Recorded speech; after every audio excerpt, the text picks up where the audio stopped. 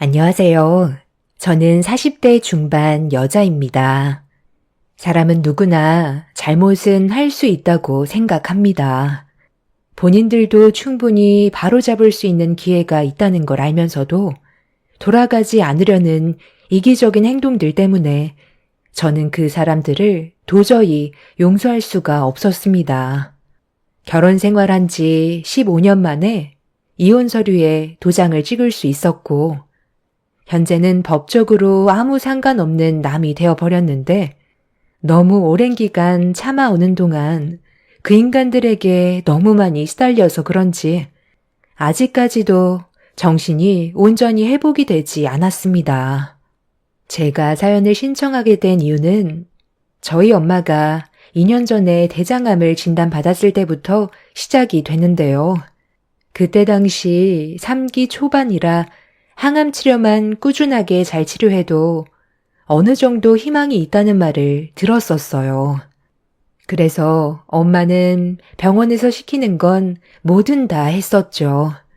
어렸을 적 아빠가 건설 현장에서 추락사고로 세상을 떠나시는 바람에 엄마와 단둘이 정말 열심히 살아왔었어요. 그동안 온갖 고생 다 하고 이제야 어느 정도 안정적인 생활을 할 수 있었는데 엄마의 대장암 소식은 저에게 엄청난 절망으로 다가왔어요. 엄마도 저 혼자 남겨지는 건 원치 않는다며 어떻게 해서든 회복을 하시려 했지만 병마와 싸우는 게 생각했던 것보다 많은 어려움들이 있었습니다. 체력적인 소모도 커서 시간이 지날수록 엄마가 점점 지쳐가는 모습을 지켜볼 수밖에 없었어요. 좋아질 수 있는 희망이 있다던 의사의 말과 다르게 예상하지 못했던 상황들이 계속해서 터져 나왔어요. 수술로 암을 제거하고 어느 정도 숨 좀 쉴만하면 다른 곳에서 또 암이 발견이 되는 일이 반복이 되었습니다. 저희 엄마의 몸에서 계속해서 나타나는 암세포가 혈액을 타고 장기 여러 곳을 돌아다니는 게 제일 큰 걱정거리였어요. 언제 어디에서 또다시 발병이 될지 아무도 모르는 상황이었죠. 면역력까지 떨어지다 보니 엄마의 몸에서 암세포는 활개를 치며 돌아다녔고 어떻게든 이겨보려 악착같이 항암 치료를 받았는데도 달라지는 건 전혀 없었습니다. 그렇게 암과 싸워온 지 2년의 시간이 흐른 끝에 좋아질 수 있을 거라는 희망은 절망으로 바뀌어 버렸고 저는 엄마를 떠나보낼 준비를 해야만 했어요. 절대로 제 곁을 떠나지 않겠다던 엄마가 저와 작별하려고 숨을 거칠게 호흡하실 때 너무 무서웠습니다. 엄마가 떠나는 걸 상상조차 해본 적이 없었고 평생 제 옆에 있어줄 거라 믿고 있었는데 암이라는 질병 하나 때문에 엄마를 떠나보내야 한다는 게 가슴이 찢어질 정도로 너무 힘이 들었습니다. 그런데 이런 심각한 상황 속에 남편과 시모는 제 아픔을 어루만져 주기는커녕 오히려 축배를 들고 있었어요. 당신 지금 여기서 뭐 하는 짓이야? 우리 엄마 언제 떠나는지 보려고 구경 왔니? 맥주랑 땅콩 당장 안 치워? 여기가 무슨 영화 관람하는 극장이야? 아이, 오늘 내일 하신다면서. 벌써 사흘째야. 오늘도 저러다 하루 넘기시겠지. 나는 뭐 이러고 싶어서 그런 줄 알아? 지루하니까 땅콩이라도 씹으면서 보려는 거야. 그래, 맞다. 오늘 넘기면 5일째잖아. 의사 말로는 세상을 떠나고 싶지 않아서 정신줄을 놓지 않고 있다던데. 너를 두고 먼저 떠나는 게 얼마나 싫으면 저러겠니? 이것만큼 지루한 것도 없다. 저기요, 사돈. 고통스럽게 명줄 붙잡고 있지 말고 이제 그만 떠나세요. 저희들도 생각해줘야죠. 하루 이틀도 아니고 이게 뭐예요? 저희도 이젠 너무 지치고 지겨워서 맥주 한 잔에 땅콩 먹고 있습니다. 제 말 들리시죠? 신체 부위에서 기가 제일 늦게 멈춘다면서요. 눈 감고 숨만 헐떡거린 지 벌써 4일째입니다. 저희 더 힘들게 하지 마시고 이제 그만 세상에 미련 버리세요.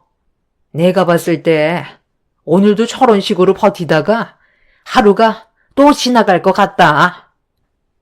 에휴, 그러게요. 맥주 한 병 가지고는 안 되겠는데요. 밑에 편의점에서 좀 더 사와야 할 것 같아요. 제가 어르신들한테 듣기론 건강식품을 많이 챙겨 먹으면 세상 떠날 때 숨이 잘 안 끊겨서 고통스럽게 떠난다던데, 장모님이 평소에 건강 생각해서 그런 식품들 엄청 챙겨 드셨나 보네. 그러니 저렇게 눈만 감고 버티시지. 저는 개념 없는 두 모자의 얼굴을 보고 싶지 않아 다 필요 없으니까 나가시라며 소리를 질렀어요. 남편과 시모는 화가 난 제 모습에 당황하면서 자리를 피했지만 좀처럼 화가 가라앉지 않았어요. 하루 이틀도 아니고 남편과 시모의 행동은 저를 너무 힘들게 만들었어요. 저는 엄마가 떠난다는 것 때문에 정신적인 충격이 상당한데 두 모자는 이런 상황을 즐기고 있었습니다. 그동안 저희가 얼마나 많이 도와줬었는데 엄마가 떠날 때 보인 두 모자의 모습은 제 화를 더 키웠고 이 일이 마무리되면 두 사람과의 인연도 정리할 생각을 가지고 있었어요. 인생에 필요 없는 사람들과 함께할 이유가 없다고 결정을 하게 되었죠. 숨 넘어가는 사람 앞에서 맥주와 땅콩을 사가지고 와서 먹고 있을 땐 당장이라도 두 모자의 머리채를 잡아버리고 싶을 정도로 화가 많이 났었습니다. 엄마의 마지막 순간에 안 좋은 모습 보여드리고 싶지 않아 최대한 이성을 놓지 않기 위해 두 모자를 내쫓았는데 집으로 돌아간 줄 알았던 그 인간들이 잠깐 화장실을 가려고 병실 밖을 나왔을 때 비상계단으로 향하는 모습을 보게 되었습니다. 왜 병원에서 맴돌고 있는지 이해하지 못한 저는 한마디 하려고 비상계단 문을 열었는데 두 모자의 대화에 깜짝 놀라 입을 다물지 못할 정도로 경악을 했어요. 너무 충격적인 대화라 온몸에 소름까지 돋았습니다. 대장암은 유전적인 요인이 상당하다던데, 애미는 아직 몸에 이상 없다디? 이왕이면 안 싸돈 세상 떠날 때 같이 가면 장례를 2번 안 치러서 상당히 편할 텐데. 그래야 그 식당 우리가 가져갈 수 있을 거 아니야. 언제 떠날지도 모르는 며느리 목 빠지게 기다리는 것도 참 그렇네. 무슨 방법 없니? 식당을 우리 걸로 만들 방법 정말 없는 거야? 사돈이 떠났으면 그 식당 며느리한테 자동으로 넘어갈 텐데 명의를 너로 변경할 수 있게 계획 좀 세워봐라. 돈 되는 건 우리가 가져가야지. 저도 생각을 안 해본 건 아닌데요. 저 사람이 장모님 식당을 저한테 줄 이유가 없잖아요. 저도 식당 일을 같이 도와서 하는 입장이긴 했어도 저는 혈육이 아니라서 얻어갈 수 있는 게 아무것도 없더라고요. 그래서 제가 보상받을 수 있는 방법을 좀 생각해봤는데 이거 어떤 것 같아요? 차라리 이게 더 속 편하지 않아요? 다른 말은 다 들렸는데 마지막에 남편이 뱉은 한마디는 제 귀에 들리지 않았어요. 시모의 귀에 대고 속삭이는 바람에 어떤 계획을 가지고 있는 건지 알 수가 없었습니다. 두 모자가 우리 집안을 어떻게 생각하고 있는지 충분히 알게 된 이후 이혼은 조금도 고민하지 않았어요. 한창 예민한 나이인 아이들이 마음에 걸리기는 했지만 그렇다고 이런 상황을 알고도 모른 척 지낼 수는 없었어요. 그렇게 되면 나중엔 저에게까지 피해가 올 수도 있었고, 마지막에 듣지 못했던 남편의 한마디 때문에 불안해서 하루빨리 이혼을 하고 싶었습니다. 엄마가 세상을 떠난 뒤 3일장이 끝나는 순간 남편과의 이혼을 결정하게 되었고, 비상계단에서 듣게 된 두 모자의 진짜 모습들에 더는 어떠한 미련조차 남아있지 않았어요.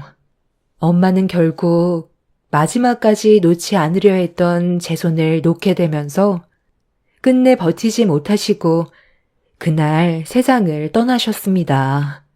사랑하는 사람이 곁을 떠나게 된다는 건 너무 가슴 아픈 일이었어요. 숨은 멎었는데 체온은 따뜻했고 고통스러워하던 좀 전의 모습과는 다르게 평온을 되찾은 얼굴을 하고 있었습니다.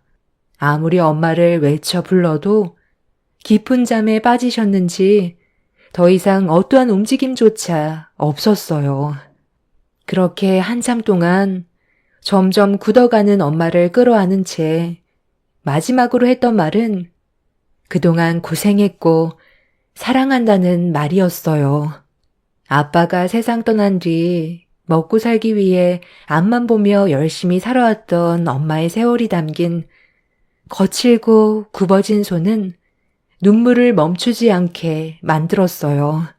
제가 옆에서 엄마의 일생을 모두 봤기 때문에 엄마를 떠나보내는 게 더 힘들었던 것 같아요.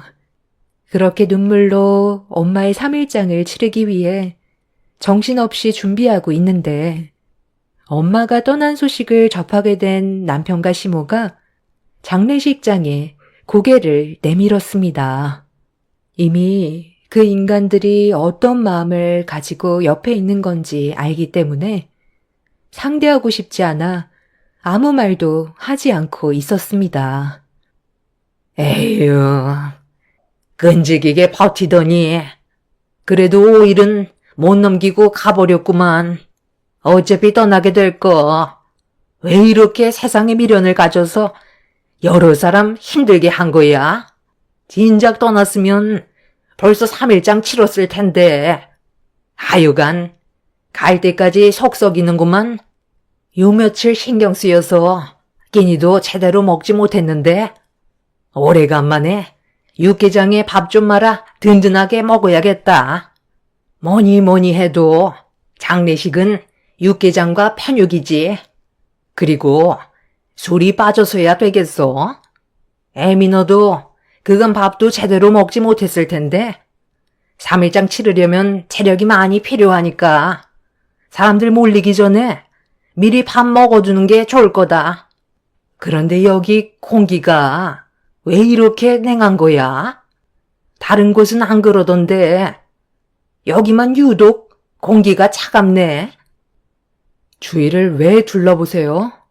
뭐 찔리는 거라도 있는 거예요? 어머님이 지은 죄가 많으니까 그런가 보죠. 세상 떠날 날이 가까워오면 몸이 먼저 반응한다던데 어머님도 떠날 날이 얼마 남지 않았나 봐요. 우리 엄마가 먼저 가신 것뿐이지 어머님은 얼마나 오래 있을 것 같은데요. 그날이 하루라도 빨리 왔으면 좋겠어요. 당신 지금 말 다 했어? 우리 엄마는 아직까지 건강하시다고. 병실에서 맥주 한잔 한 것 때문에 아직까지 화가 덜 풀린 것 같은데 말 조심하는 게 좋을 거야. 나한테 방금 말 조심하라고 그랬어? 누가 먼저 잘못을 했는지 전혀 인지를 못하나 봐.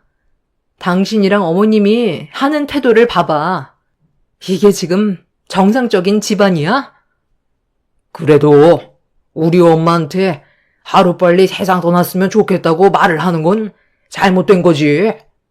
장모님은 어차피 떠나게 될 상황이었잖아. 좋은 말 할 때 당장 사과드려. 늙으면 서러워서 못 산다고 하더니 그 말이 딱 맞나 보다. 하나밖에 없는 며느리 눈치 보여 살 수 있겠니? 밥맛 떨어져서 먹고 싶지도 않다. 시모는 저로 인해 기분이 상했다면서 장례식장을 나가 버렸어요. 남편은 저에게 나중에 따로 얘기 좀 하자면서 서둘러 시모를 뒤따라 나갔습니다. 그리고 두 모자는 3일장을 치르는 동안 단 한 번도 장례식장에 오지 않았어요. 주변 지인분들의 도움으로 무사히 엄마의 장례식을 끝낼 수가 있었습니다. 그렇게 힘겨운 시간이 끝나고 정신줄 하나 붙잡아 집으로 들어가려는데 며칠간 식당 관리가 전혀 안 되어 있어서 대충 정리한 뒤 집으로 가야 할 것 같아 잠깐 식당을 먼저 가게 됐는데 문을 여는 순간 저는 눈앞에 펼쳐진 광경을 보고도 믿기 어려울 정도로 엄청난 충격을 받게 되었어요. 남편과 시모는 술이 가득으로 취해 제정신이 아니었고 처음 본 사람들은 웃고 떠들며 부어라 마셔라 하고 있었어요. 시모는 식당 안으로 들어온 저를 빤히 쳐다보더니 비틀거리면서 제 앞으로 걸어왔어요. 그리곤 다짜고짜 얼굴에 손을 올려 붙이더니 주머니에서 뭔가를 꺼내 저한테 던지면서 막말을 쉬지 않고 퍼부어 댔어요. 예, 애미야. 그 카드 한도 최대로 높여놔라. 일일 한도가 낮춰져 있어서 돈을 마음대로 쓸 수가 없잖아. 내 아들이 그러는데 그 카드 안에 돈 꽤나 많다면서? 너희 엄마가 남긴 돈이면 우리 돈이나 마찬가지인데 필요한 곳에 사용하면 좋잖아. 그리고 식당에 음식들 이거 방치하면 상하니까 내 지인분들 좀 초대했다. 다시 부족한 음식들 좀 더 만들어내오고 냉장고에 술도 거의 다 떨어졌으니까 새로 채워놔라. 오늘 코가 삐뚤어질 정도로 마셔야 되니까 네가 신경 좀 써줘라. 장모님이 글쎄 나를 위해 선물을 준비해 줬더라고. 카운터에 장모님 지갑이 떡하니 올려져 있는데 체크 카드 하나만 보이더라. 어차피 장모님 세상 떠나셨고 이제 우리 돈이나 마찬가지인데 마음대로 사용해도 되잖아. 그래서 당신 장례 치르는 동안 나는 우리 엄마 한 번도 해드리지 못했던 명품 가방이나 옷들 몇 개 좀 해드리고 좋은 곳에서 바람 좀 쐬고 왔거든. 돈이라는 게 벌 때는 정말 힘든데 사용할 때는 순식간에 나가더라. 한 3천만 원 정도 사용한 것 같은데 괜찮지? 저는 남편의 말이 끝나자마자 얼굴에 손을 올려 버렸어요. 지금까지 살아오면서 두 모자가 제 인생의 제일 쓰레기였고 절대로 용서하고 싶지 않았어요. 이렇게까지 사람이 막 나갈 줄은 상상조차 하지 못했었는데 너무 큰 실망을 하게 된 저는 그 자리에서 바로 두 사람을 신고했어요. 남편은 자기 얼굴에 손을 댔다며 식당의 물건을 집어던지면서 난리를 쳤고 시모는 식당 하나 운영하면서 꼴에 있는 척 한다고 가족끼리 돈 좀 쓴 거 가지고 일을 크게 벌인다며 저에게 화를 내고 있었어요. 정상적인 사람들이 아니었죠. 그동안 살면서도 마음에 들지 않았지만 이 정도는 아니었었는데 엄마가 돌아가시고 나서부턴 자기들 세상인 것 마냥 상식 이하의 행동을 하는 그 인간들을 도저히 용서할 수가 없었습니다.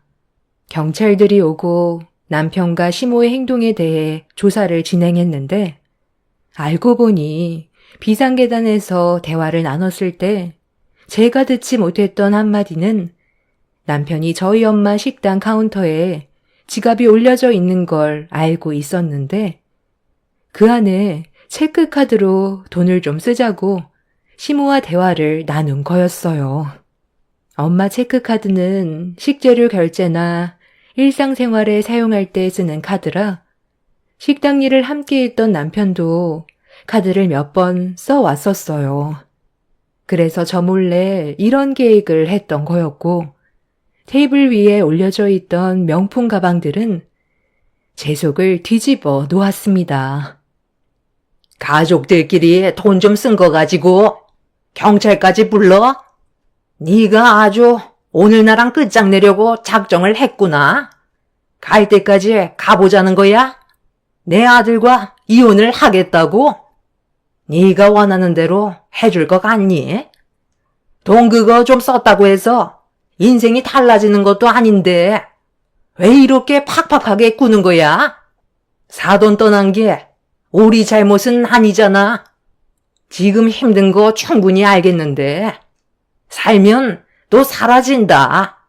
시간이 알아서 모든 걸 다 해결해 줄 거고 다시 제자리를 잡을 건데 시애미가 지금까지 살면서 명품 가방 한번 구경 못 해봤다고 아들이 큰맘 먹고 결제해 줬는데 이 정도는 눈 감아줄 수 있는 거잖아.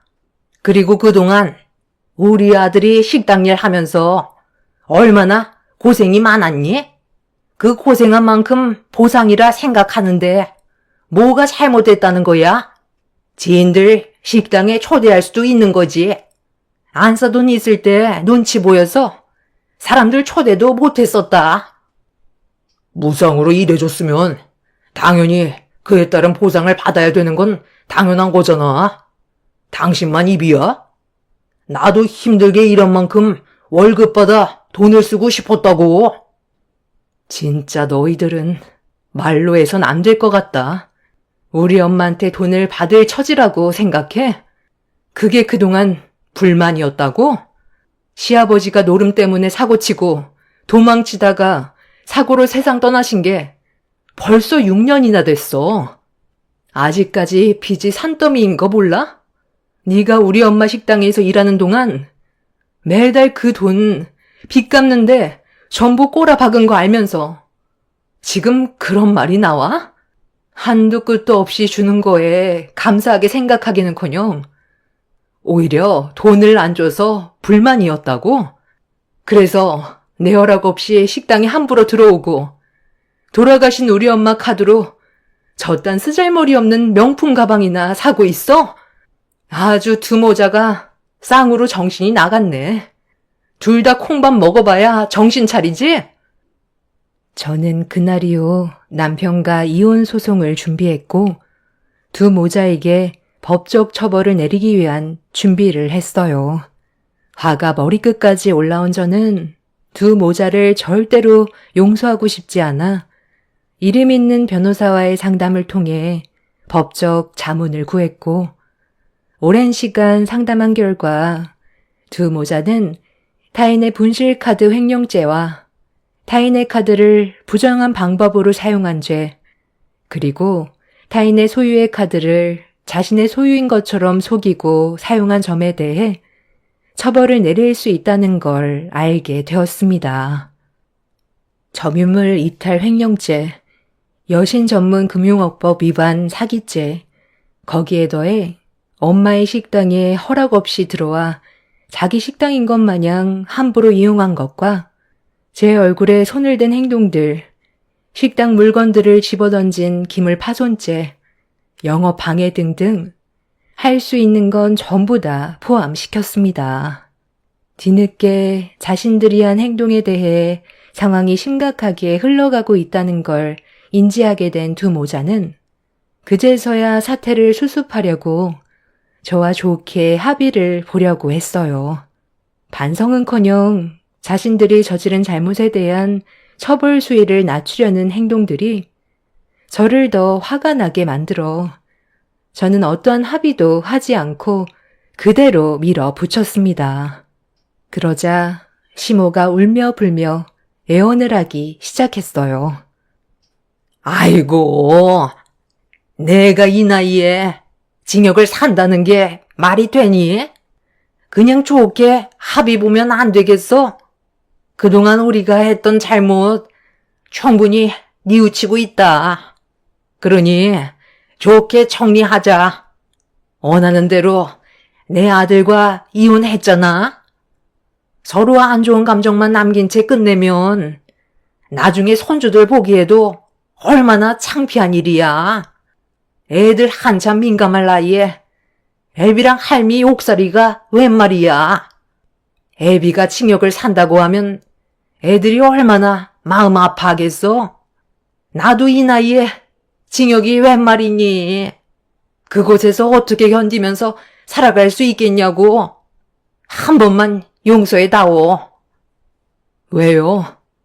징역 사는 게 많이 두려우세요? 그럼 처음부터 잘했어야죠. 이제 와서 빈다고 달라질 건 아무것도 없어요. 내가 받은 상처가 치유되려면 당신이랑 그 인간이 내 두 눈앞에서 처벌을 받아야 한다고요. 저는 절대 합의 없으니까 들어가서 거기서 생을 마감하던 달게 받으세요. 거기에서도 살면 다 사라져요. 사람은 새로운 환경에서도 빠르게 적응한다면서요. 제가 듣기론 최대 8개월 정도 징역을 받을 것 같다던데 너무 짧아서 1년까지 미뤄보려고요. 마음 같아선 평생 나오지 못하게 하고 싶지만 법이라는 게 제 마음대로 되지 않잖아요. 아마 그 인간은 형량이 좀 더 길게 나올 거예요. 저희 엄마 집에 무단 침입해서 금품까지 빼갔었잖아요. 수사하던 도중 밝혀졌는데 이건 모르고 있었죠? 그 인간 차에서 엄마의 금품들과 돈 되는 물건들이 나왔다고요. 우리 엄마가 떠나셨는데 위로를 해주기는커녕 머릿속에는 돈 될 만한 물건이 뭐가 있는지 그것부터 생각했지 뭐예요. CCTV에 촬영된 날짜가 저희 엄마 장례가 시작되자마자 행동으로 옮겼더라고요. 당신들 때문에 우리 집안이 무너졌는데 당연히 당신들도 무너져야지. 그리고 우리 애들 걱정 당신이 할 필요 없어. 이미 내가 당신들이 어떤 사람들인지 벌써 다 말해줬거든. 아마 2번 다시 얼굴 볼 일은 없을 거야. 내가 정말 마지막으로 원하는 건 당신이 평생 가슴 아파하며 땅을 치는 날이 왔으면 좋겠어. 그렇게 두 모자는 법적인 처벌을 피해갈 수가 없었어요. 시모는 7개월의 형을 받게 되었고 남편은 1년의 징역을 살아야만 했어요. 그런데 얼마 전에 시모의 출소를 앞두고 전혀 예상하지 못한 소식을 접하게 되었습니다. 전 남편이 징역살이를 하다가 갑자기 쓰러져서 병원에 옮겨졌는데 췌장암 말기 판정을 받았다는 소식을 듣게 되었습니다. 이런 상황을 시모도 알게 돼서 출소를 앞두고 난리를 피다 교도관에게 물리적 힘을 가해서 형량이 몇 개월 더 늘어났다는 소식을 들었어요. 그리고 아직 애들한테도 아빠가 췌장암이라는 걸 알려주지 않았습니다. 현재 학업에 열중하고 있는 이런 상황들 때문에 상당한 지장이 생긴 상황 속에 암이라는 말을 하게 된다면 아이들이 많이 힘들어질 것 같아 아직 아무 말도 하지 않고 있어요. 징역을 살다가 다시 나온 남편이 아마 먼저 저에게 도움을 청하려고 움직일 게 뻔한데 피곤한 일이 생길까봐 서둘러 이사를 해야 될 것 같습니다. 집부터 알아보는 게 급선무인 것 같아요. 애들 핑계로 또다시 저에게 거머리처럼 붙을 테고 금전적인 요구를 하겠죠. 그 인간들이 저지른 금전적인 손해는 전부 다 보상을 받긴 했지만 췌장암 핑계로 힘겹게 돌려받은 돈을 다시 토해내고 싶지 않습니다. 이미 이혼을 했는데 애들 아빠라는 이유 하나로 저희 엄마가 한평생 고생해서 모은 돈을 전 남편한테 사용하고 싶지 않아요. 어차피 췌장암 말기면 가망도 없는 건데 시간을 연장할 필요는 없다고 생각해요. 그 인간들이 불행해졌으면 좋겠다고 간절히 빌었었는데 이런 식으로 또 다른 전개가 펼쳐지게 될 거라곤 상상조차 하지 못했었는데 애들을 생각하면 이 또한 다행인지 불행인지 잘 모르겠어요. 앞으로 저와 애들만 생각하며 악착같이 살아가려고요. 제 사연을 들어주신 여러분들께서는 가족들과 서로 행복한 시간을 가지셨으면 좋겠어요. 한 번뿐인 인생 서로 얼굴 붉히면서 사는 거 정말 아무 의미 없는 것 같아요. 가족이라는 울타리 안에서 행복하게 사는 게 인생에 있어 제일 중요한 일인 것 같습니다. 눈 감기 전에 후회는 없어야 하잖아요. 젊었을 때는 혈기왕성해서 가족들이 없어도 잘 살아갈 수 있을 거라 생각하겠지만 나이 먹고 자기 몸 하나 돌보기 힘들어질 때면 가족이 그리워진다고 하네요. 그때 돼서 주변에 아무도 남아있지 않게 된다면 얼마나 외롭겠어요. 가족들과 서로 등 돌리기 전에 좋게 해결할 수 있는 건 하루빨리 바로 잡으시길 바랄게요. 저 같은 경우 그렇게 하지 못했지만 여러분들 중에선 아직까지 시간이 있으시다면 후회 없는 선택 하시길 바랍니다. 한 번뿐인 인생 웃으며 살다가 웃으며 떠나는 게 제일 큰 행복일 것 같네요. 제 사연 들어주신 분들 오늘 하루도 힘내시고 즐거운 주말 보내시길 바랍니다. 감사합니다. 안녕하세요. 저는 최근에 남편과 이혼을 하고 홀로 서게 된 40대 초반 여자입니다. 열심히 노력한 사람에게는 분명 좋은 기회가 찾아오지만 노력을 하지 않는 사람은 아무것도 얻을 수 없다는 걸 이번에 제가 겪게 된 일들로 인해 많은 걸 느낄 수가 있었습니다. 결혼 생활 8년 차에 7살 된 아들 하나 키우면서 잘 살아보겠다고 악착같이 벌어모아 없는 형편에 그래도 안정적인 삶을 살아가기 위해 많은 노력을 했었습니다. 저는 정말 잘한다고 생각했었는데 남편은 항상 제가 부족하다면서 안 좋은 시선으로만 바라봐 주었고 그런 행동들 하나하나가 저에게는 너무 큰 상처로 돌아왔었어요. 잘 사는 형편도 아니라서 악착같이 절약해야 되는 건 당연한 건데 남편은 그런 저를 마음에 들어하지 않았어요.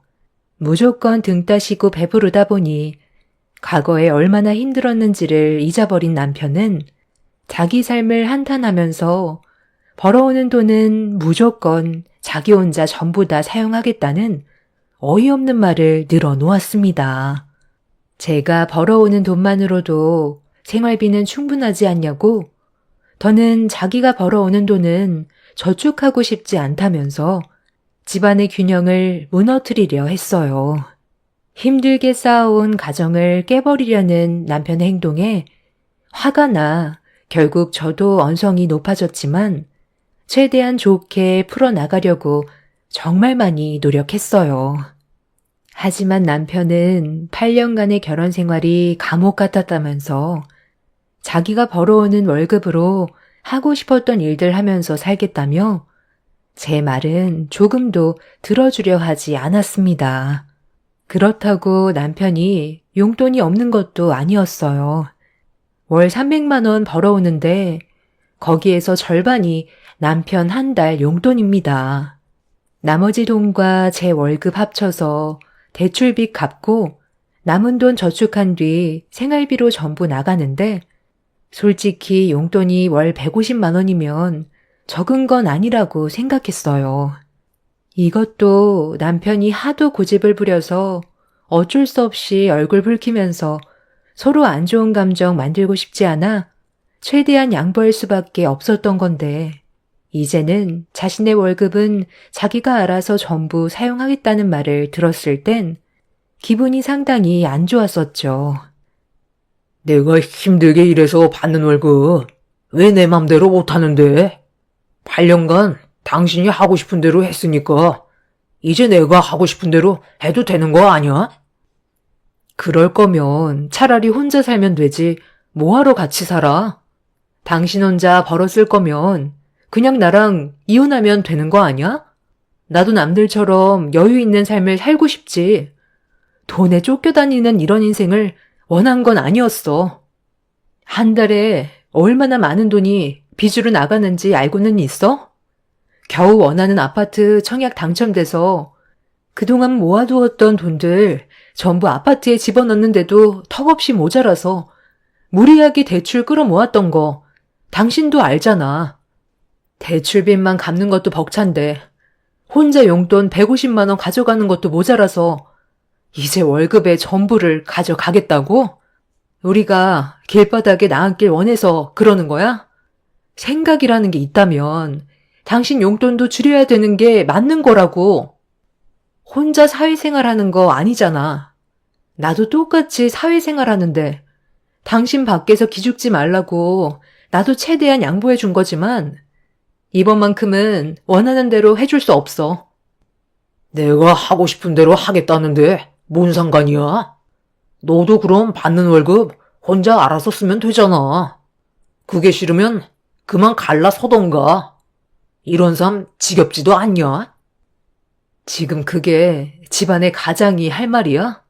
우리가 이혼하면 상우는 어떻게 하라고? 나랑 결혼할 때 뭐라고 그랬어? 당신이 꾸린 가정 지키기 위해 열심히 살겠다고 했잖아. 그런데 이제 와서 이혼을 하자고? 원래 이렇게 무책임한 사람이었니? 하고 싶은 대로 멋대로 할 거면 아파트에는 왜 이사 온 거야? 네가 원하니까 들어온 거잖아. 나는 그 전에 살던 집이 훨씬 편했다고. 괜히 빚만 더 많아져서 얼마나 짜증나는지 알아? 나도 돈 많은 여자 하나 잡을 걸 그랬다. 남편의 무책임한 행동들이 힘들게 버텨오고 있던 저를 무너지게 만들었어요. 전에 살던 집은 다세대 주택이라 층간소음도 상당했지만 초등학교와도 거리가 멀어서 걱정을 안 할 수가 없었습니다. 이사 온 집은 학교가 단지 내에 있어서 안전하게 학교를 다닐 수 있는 여건이 되었고 쾌적한 환경에서 살아갈 수 있다는 여러 가지로 좋은 장점이 상당히 많았었는데 경제적인 지원을 절대 해주지 않는다는 말에 기분이 너무 상했어요. 그래서 이건 아닌 것 같아 대화가 통하지 않는 남편과 말을 하는 것보단 시모한테 사태의 심각성을 알리는 게 해결할 수 있는 유일한 방법이라고 생각한 저는 전화를 걸었습니다. 그래, 대충 알아들었다. 그러니까 내 아들이 집안의 가장 역할을 제대로 못한다고 나한테 전화를 한 거고 내가 아들한테 전화해서 한마디 하라는 거잖아. 네가 애초부터 집안이 금전적으로 어느 정도 여유가 있었으면 그런 말도 안 나왔겠지. 월급 그거 꼴랑 얼마나 된다고 그냥 쓰라고 하면 되지. 뭐하러 얼굴을 붉히니? 어머님, 꼴랑이라뇨. 그 사람이 벌어오는 돈으로 한 달 동안 얼마나 많은 일처리를 하는 줄 아세요? 지금 집안에 위기가 와서 도움을 요청드린 건데 어떻게 그 일랑 똑같은 말을 하세요? 어머님도 저희 가정이 무너지길 바라는 거예요? 그이가 저한테 뭐라고 했는지 알아요? 돈 문제 때문에 이혼까지 하자고 했어요. 이혼까지 얘기 나왔으면 내 아들은 너한테 더는 감정이 없다는 건데 그럼 정리하면 되는 거잖아. 인생을 너무 어렵게 생각하지 말고 그냥 흘러가는 대로 살면 되는 거야. 이혼하자고 했으면 갈라서고 각자 갈 길 가면 되는 거지. 복잡하게 생각할 필요 전혀 없어. 내가 봤을 때 너희들 해결 방법이 전혀 없는 것 같은데 말 나온 김에 잘 됐다. 둘이 이혼하고 나도 좀 내 아들한테 용돈 받아가면서 살아보자. 너희들 악자같이 산다고 나한테 용돈 한번 제대로 지어준 적 있니? 그이가 누구 닮았나 했더니 어머님을 아주 빼다 박았네요. 충분히 이해했으니까 더는 대화할 필요도 없겠어요. 그냥 제가 알아서 하겠습니다. 시모와 더 이상 대화 자체가 되지 않아 그냥 끊어버렸어요. 다시 시모에게 전화가 걸려오길래 핸드폰 전원을 꺼버렸고 남편과 결혼한 게 후회스러워 저도 방법을 찾아야만 했어요. 제가 상상했던 삶과 전혀 다른 길을 걷고 있는 것 같아 퇴근하고 들어온 남편한테 다시 진지한 대화를 시작했습니다.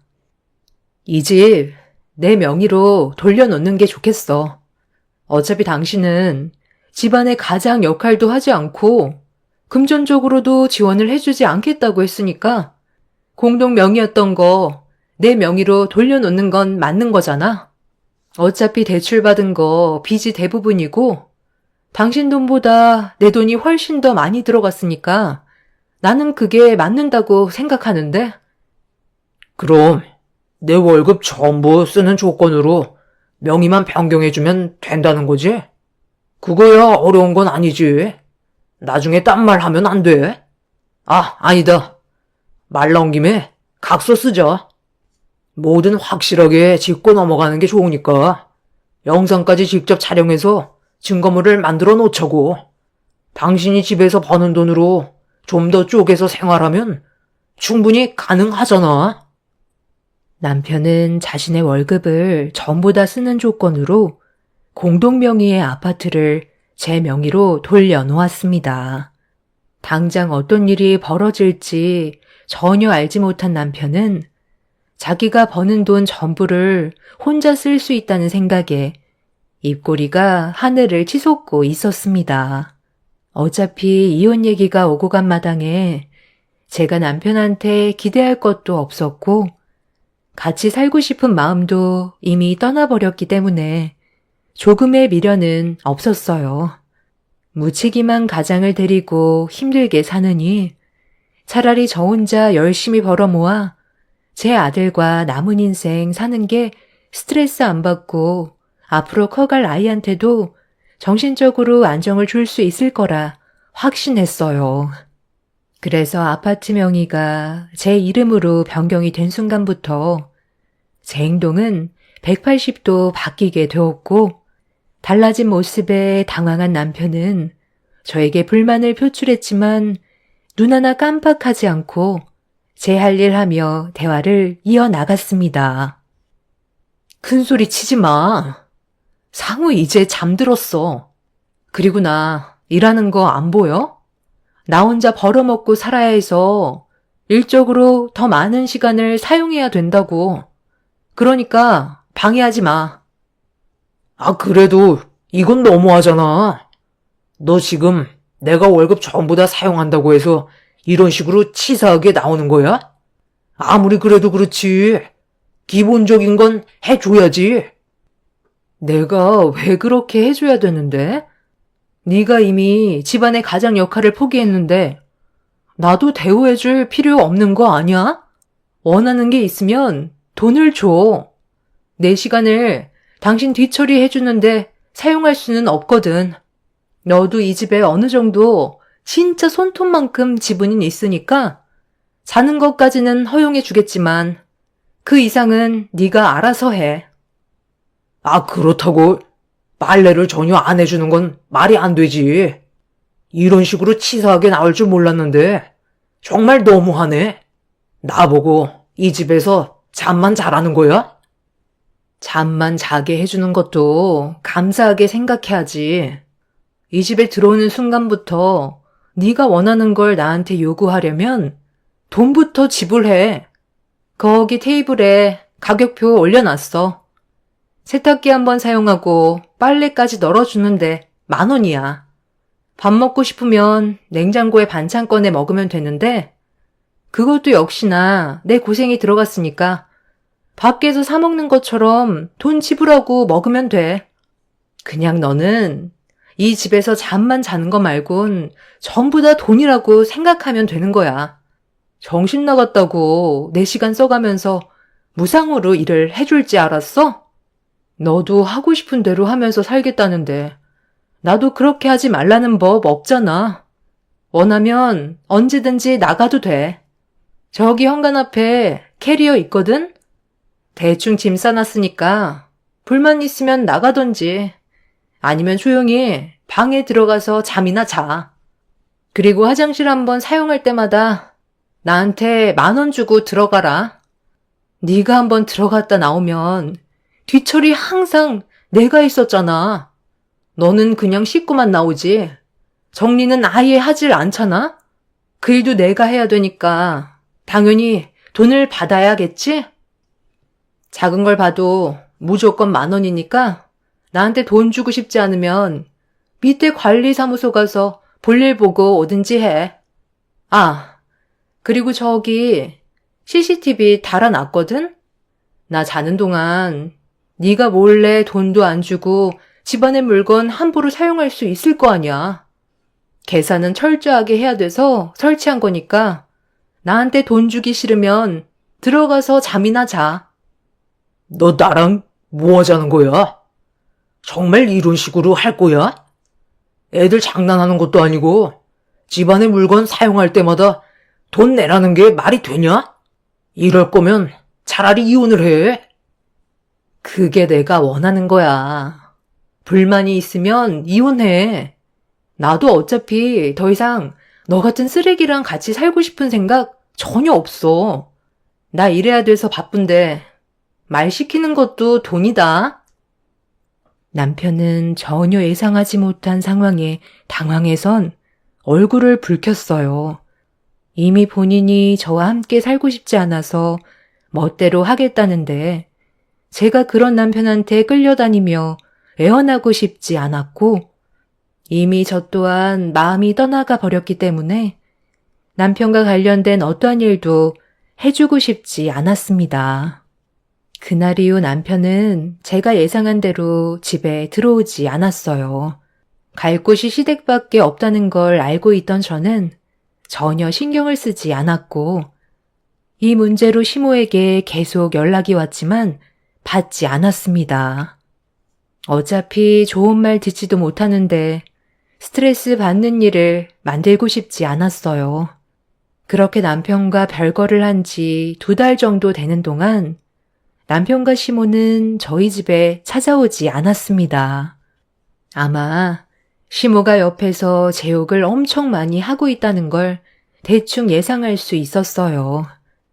용돈 받아가면서 생활한다고 했으니 저와 하루빨리 이혼하길 원하고 있겠죠. 남편도 자기가 벌어들인 월급 혼자서 쓰게 되니 더는 제가 필요 없다고 생각할 게 뻔했었고 저와 이혼을 하게 되면 어떻게 손해를 안 보게 될지 그런 것들을 고민하고 있을 것 같은 느낌이 들었습니다. 그래서 저 또한 이혼을 하기 위한 준비를 시작했고 제가 받았던 상처 그대로 돌려주고 싶었어요. 그리고 2달이 지나고 3달이 되었을 시점에 남편이 집으로 들어왔어요. 저는 그런 남편을 무시하고 제 할 일 하고 있었는데 제 옆으로 다가와 말을 붙였어요. 내가 요 몇 달간 곰곰이 생각을 해봤는데 이렇게 사는 건 정말 아닌 것 같아. 다시 예전처럼 지낼 수 없을까? 내가 앞으로 잘하면 되잖아. 아니야, 그럴 필요 없어. 네가 언제 올지 몰라서 항상 저기 거실 테이블 위에 서류 올려놨었거든? 저기에 사인만 하면 돼. 그럼 우리 각자 자유가 되는 거야. 내가 잠깐 정신이 어떻게 됐었나 봐. 그때 컴퓨터 좋은 걸로 하나 장만하고 싶었는데 수중에 돈이 없으니까 짜증이 나더라고. 당신이랑 내가 한 입을 덮고 살아온 지 8년이나 지났는데 삶이 달라지기는커녕 오히려 빚만 더 늘어났잖아. 그래서 많이 답답했던 것 같아. 나 지금 우리 집에서 한바탕 하고 오는 길이야. 아버지가 더는 이 꼴 못 보겠다고 나를 내쳐버렸어. 그런 상황에서 우리 엄마가 끼어들면서 부모님 대판 싸우길래 나로 인해 많은 사람들이 피해를 보는 것 같아 다시 돌아온 거야. 잘못된 건 바로 잡을 수 있잖아. 그러니까 마지막으로 딱 한 번만 기회를 주면 안 될까? 우리 아직 법적으로 부부인데 그 정도 배려는 해줄 수 있지? 도대체 뭔 생각으로 다시 들어온 거야? 내가 평소 당신 성격을 아는데 시부모님이 싸웠다고 해서 과거를 되돌아볼 정도로 변하지 않는다는 거 잘 알거든? 아, 나 정말 뉘우치고 있어. 당신이랑 이혼한다고 해서 내 삶이 완전 달라지는 건 아니잖아. 이혼만 했지. 월급 300만 원 받는 직장인인 거 바뀌지 않는 거고, 삶이 다르지 않다는 거야. 한 번만 기회를 주라. 앞으로 내가 상우한테도 정말 잘할게. 내가 어떻게 해주면 봐줄 수 있겠어? 월급이라도 다 주면 되는 거야? 이번 달은 내가 돈을 다 써버려서 다음 달 월급 받을 때 건들지도 않을게. 당신이 다 가져가면 되잖아. 앞으로 주는 대로만 용돈 받으면 용서해 줄 수 있는 거야? 그동안 연락 한 통 없다가 갑자기 찾아온 남편은 다짜고짜 용서를 구하는데 좀 당황스러웠어요. 시부의 성격상 원래 좀 무뚝뚝하긴 했지만 그렇다고 저를 엄청 아끼거나 제 편을 들어준 적은 없었는데 남편한테 화를 냈다는 거에 좀 놀랐었습니다. 제가 모르는 무언가가 분명 있을 것 같아 머릿속이 혼란스러워 생각할 시간을 좀 더 달라고 했어요. 이미 저는 상처를 받은 상태라 남편이 용서를 구한다고 해서 제 마음이 풀리는 건 아니었습니다. 남편은 그날 이후 쥐죽은 듯이 집에서 생활을 했어요. 당연히 집안에서 생활하는 모든 것들은 전부 다 돈으로 해결을 받습니다. 제가 풀리지 않을 때까지는 무엇이든 돈을 지불해야만 했죠. 그렇게 일주일 정도의 시간이 흐르는 동안 남편이 저한테 보인 노력은 집안 청소나 설거지, 그리고 자기 빨래는 자기가 하는 등 여러 가지로 저를 도와주고 있었습니다. 그런 노력이 눈에 들어오기 시작하면서 제 마음 또한 점점 풀리고 있었는데 남편이 잠깐 휴식을 취하고 있는 제 옆으로 다가와 앉았어요. 이게 뭐야? 유람선 여행? 이걸 나한테 보여주는 이유가 뭔데? 여길 지금 가고 싶다고? 한 사람당 110만 원이나 되는 고가의 상품인 것 같은데? 우리 엄마가 요즘 유람선 여행 가고 싶어서 입에 달고 사는데 아들인 내가 어떻게 그냥 지나칠 수가 있겠어. 나 다음 달 월급 들어오니까 당신이 한 번만 도와주면 안 될까? 당신한테 월급 다 주기로 했지만 우리 부모님 여행 한번 제대로 보내드린 적 단 한 번도 없었잖아. 하루라도 젊었을 때 여행 보내드려야지. 갑자기 유람선 여행을 보내달라고? 우리 집안 형편이 어떤지 뻔히 알면서 며칠이나 됐다고 나한테 이런 무리한 부탁을 요구하는 거야. 당연히 안 된다는 거 몰라?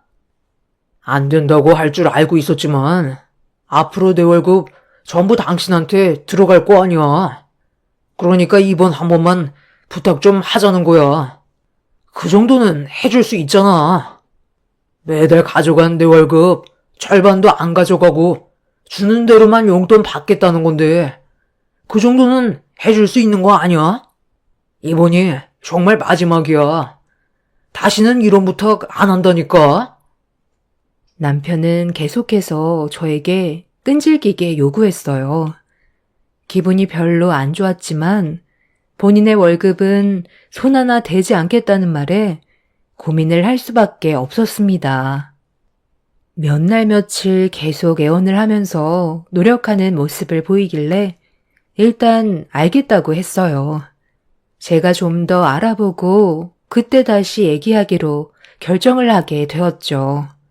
남편은 저에게 고맙다면서 기뻐 날뛰는데 제 머릿속은 너무 혼란스러웠어요. 분명 제가 모르는 뭔가 있을 것 같은 안 좋은 느낌이 떠나지 않고 있었습니다. 연락도 없이 갑자기 찾아온 것도 이상한데 며칠 잘하는 것처럼 행동한 남편이 갑자기 내민 120만 원 패키지 구성으로 되어 있는 유람선 여행을 보내달라는 게 상당히 이상해 보였어요.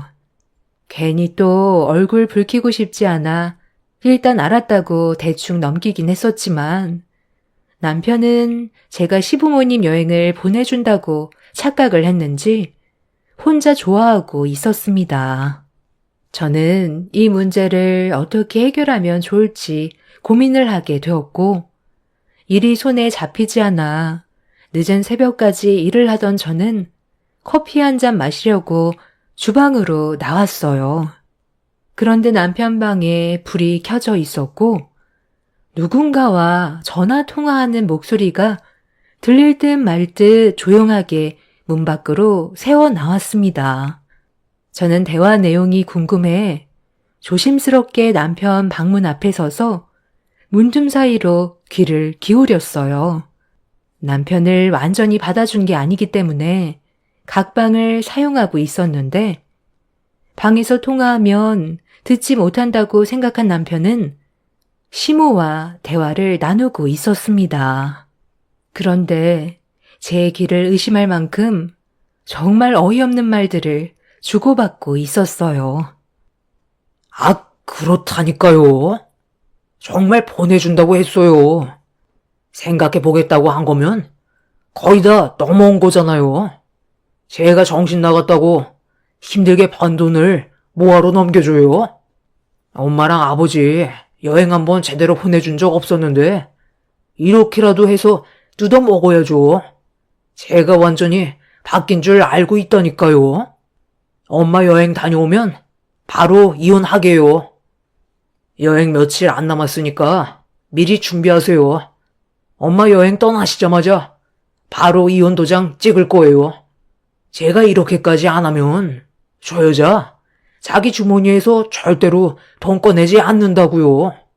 월급 손도 대지 않는다고 하니까 마지못해 허락해 준 거지.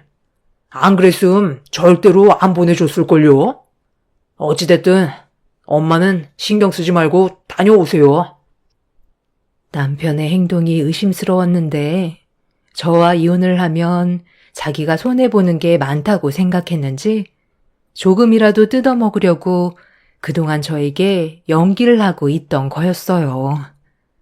정말 어이가 없었고 이중적인 모습으로 행동하는 남편한테 온갖 정이 다 떨어져 버렸습니다.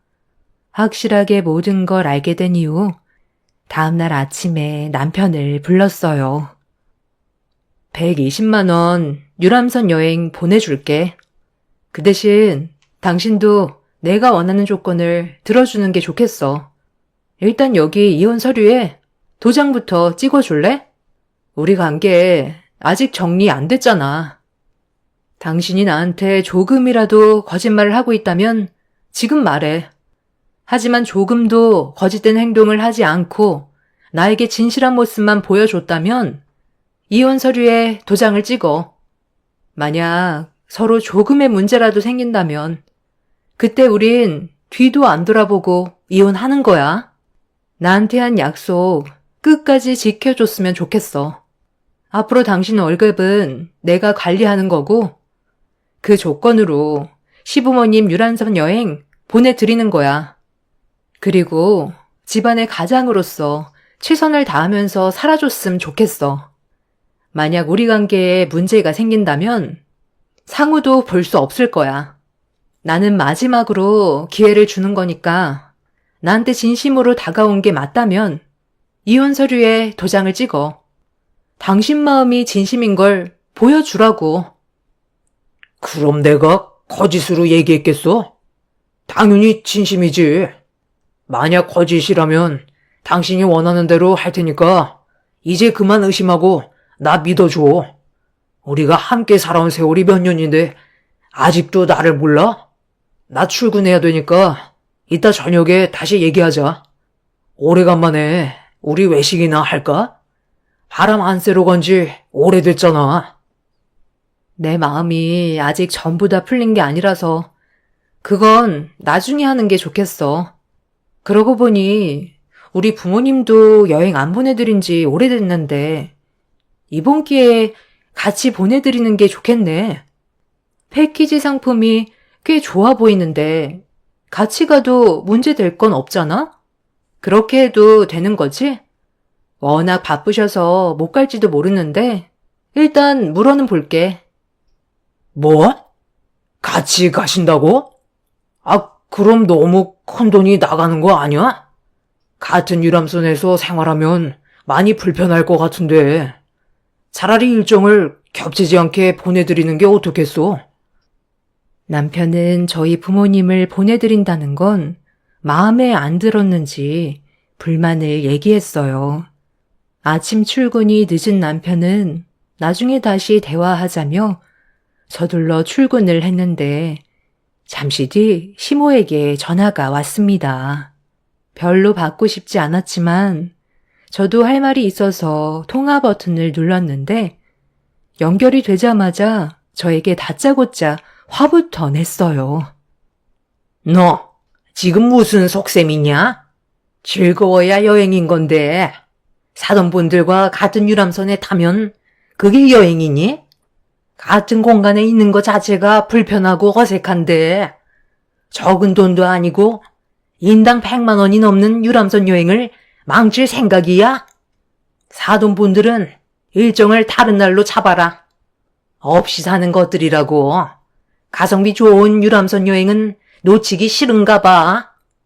나는 절대 한 배에 같이 탈 수 없으니까 다른 일정으로 알아보거라. 우리 아들이 아침부터 전화해서 얼마나 난리를 쳤는지 알아? 무조건 다른 날로 바꿔. 알겠니? 제가 물어보니까 다른 날은 벌써 예약 마감이 되어 버렸더라고요. 그래서 더는 일정이 남아있지 않아요. 그렇게 가기 싫으시면 어쩔 수 없죠. 저희 부모님은 나중에 따로 보내드리든지 할게요. 그럼 차질 없이 여행 계획 잡으세요. 어머님이 이렇게까지 저희 집안을 싫어할 줄은 몰랐네요. 그래도 그렇지. 없이 사는 것들이라뇨.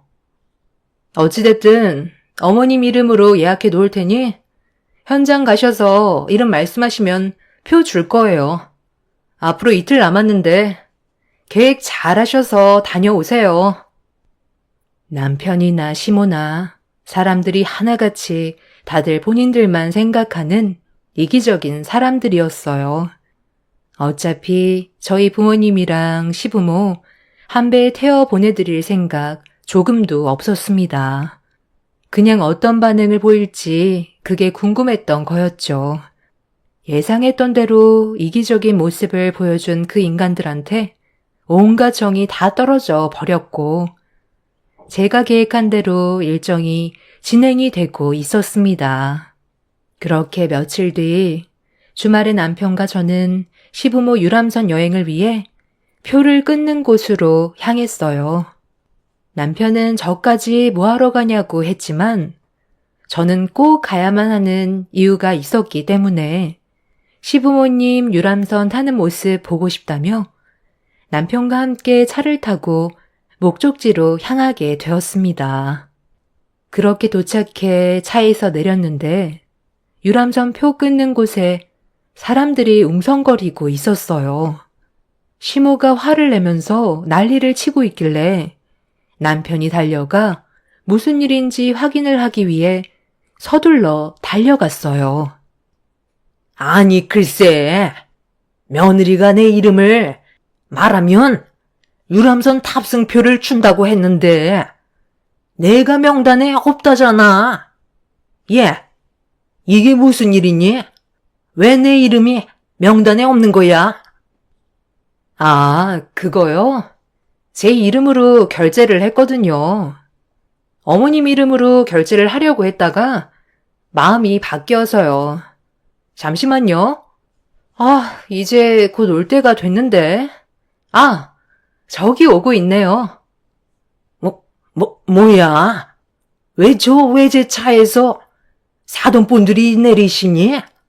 그리고 여기 선착장인 왜 온 거야? 같은 유람선 안 타기로 하지 않았어? 나한테 거짓말 한 거야? 저는 거짓말 한 적 없는데요. 거짓말은 제가 아니라 당신 아드님이 했겠죠.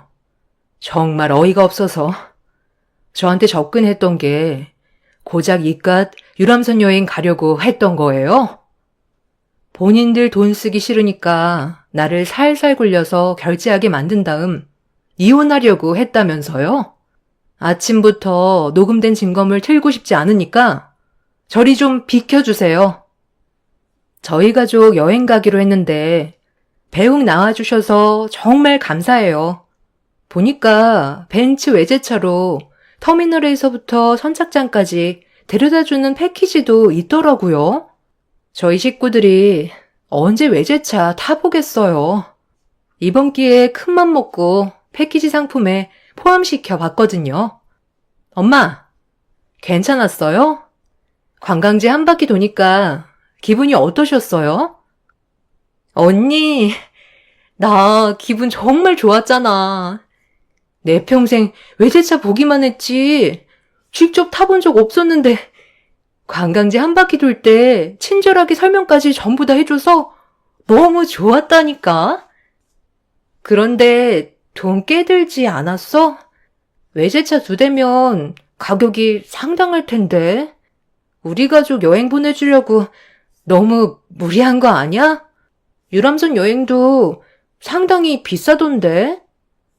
아, 어차피 이 사람한테 위자료 청구하면 되니까 상관없어.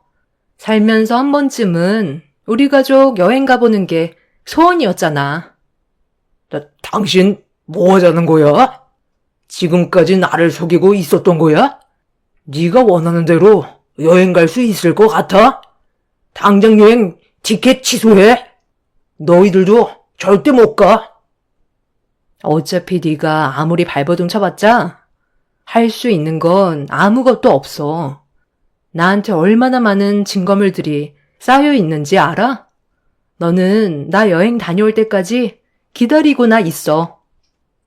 저는 외제차 투어를 마친 부모님과 동생들을 유람선에 올려 태웠어요. 시모와 남편은 저를 보며 온몸을 바들바들 떨면서 분노를 했고, 저는 남편을 밀친 뒤 제 아들과 함께 유람선에 올라탔습니다. 그렇게 가족들과 행복한 여행을 즐기면서 남편한테 받았던 안 좋았던 모든 과거의 일들을 훌훌 털어버린 뒤 여행 일정이 끝나자마자 남편과 이혼을 했어요. 본인이 내뱉은 말들 때문에 반박도 못하고 제가 해달라는 대로 모든 걸 다 해야만 했었죠. 본인들이 원하는 건 하나도 얻지 못하고 되레 당하기만 한 멍청한 시댁 식구들과의 연을 끊어낸 저는 지금 더할 나위 없이 행복하게 잘 살고 있습니다. 이혼을 하면서 남편이 집안의 가장으로서의 기여를 하지 못한 점들, 그리고 그간의 본인 입으로 말한 것들이 법적으로 많은 도움이 되었고, 위자료 청구 소송으로 제가 승소해서 거의 모든 재산을 제가 가지고 올 수 있었어요. 정말 지긋지긋했었는데 모든 게 끝나고 나니 제 속이 다 후련합니다. 선착장에서 유람선도 타지 못한 채 캐리어만 끌고 멀뚱히 쳐다만 보고 있던 그때 시모의 모습이 어찌나 웃겼는지 이 글을 쓰는데 자꾸 웃음이 나오네요. 지겨웠던 남편과의 삶 청산했으니 앞으로 저희 가족들과 행복하게 살고 싶어요. 똥차 지나갔으니 앞으로 좋은 일만 있겠죠. 여러분들의 삶에도 언제나 축복이 함께 하시기를 바랍니다. 감사합니다. 안녕하세요. 저는 40대 중반 여자입니다. 곧 추석이 다가오다 보니 재작년 추석 때 있었던 일들이 떠올라 사연을 신청하게 되었습니다. 이번 추석 때도 저희 가족들끼리 시간을 보내기로 벌써 결정한 상태인데 시모한테 전화가 왔어요. 그동안 연락 한번 없다가 명절이 가까워 오니 혼자 지내는 게 싫으셨는지 남편 보고 추석 때 오면 안 되겠냐고 설득을 했지만 이미 저희가 받은 마음의 상처를 잊어버리기에는 너무 충격적인 일들을 겪어서 전혀 만나고 싶지 않은데 며칠 뒤에 저희 집에 직접 오겠다는 말을 갑자기 꺼내셨어요. 나이가 먹을수록 자식들이 그리워진다더니 그 말이 맞는 것 같더라고요. 그러니 있을 때 잘해야 되는데 시모의 잘못된 생각과 행동들이 만든 결과인 만큼 혼자서 감당해야 된다고 생각합니다. 그래서 남편은 시모에게 오지 말라고 강하게 얘기했어요. 이렇게까지 안 좋은 관계로 이어진 건 재작년 추석이 오기 3달 전부터 시모의 입이 닳도록 얘기한 게 있었어요. 바로 명절 선물을 기대하고 계셨죠. 매번 명절 때를 손꼽아 기다리던 시모는 몇 달 전부터 일상생활에 지장을 줄 정도로 사람을 들들 볶았어요. 한번 얘기했으면 저희가 알아서 준비해 드릴 텐데 혹시라도 선물을 받지 못하게 될까봐 불안해서 그런 건지 시도 때도 없이 남편과 저를 못살게 괴롭혔어요. 원래 처음부터 시모가 선물에 집착하지는 않았었어요. 시부가 건강 문제로 돌아가시게 되면서 혼자 지내시는 모습이 적적해 보여 선물을 해드렸었는데 그걸 어느 순간부터 당연하게 생각하셨어요. 1년에 2번이니 큰 부담은 없었는데 언제부터인가 선물에 상당히 집착하셨고 가격대가 높은 선물을 원하셨습니다.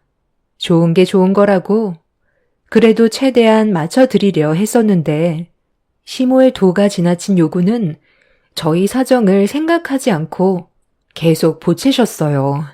그래서 이 문제로 남편이 시동생과 대화를 주고받았었는데 저희보다 잘 사는 형편이라서 그런지 1년에 2번밖에 안 되는 거 가지고 심각하게 생각하는 저희가 더 이상한 거 아니냐는 충격적인 말을 듣게 되었습니다. 집안 사정이 다 다른 건데 상처되는 말을 아무렇지도 않게 내뱉는 시동생의 태도에 남편도 화가 많이 났었죠. 시동생은 동네에서 꽤 유명한 족발집을 운영하고 있고 동서는 피부과 전문의로 적지 않은 수익을 내고 있었지만 저희 사정은 시동생 내외와는 반대였기 때문에 지출 문제를 걱정하지 않을 수 없었습니다. 저는 일반 회사에서 사무직 일을 하고 있고 남편도 사업을 하지만 큰 수익이 나올 정도의 규모 있는 사업은 아니라서 부담이 될 수밖에 없었어요.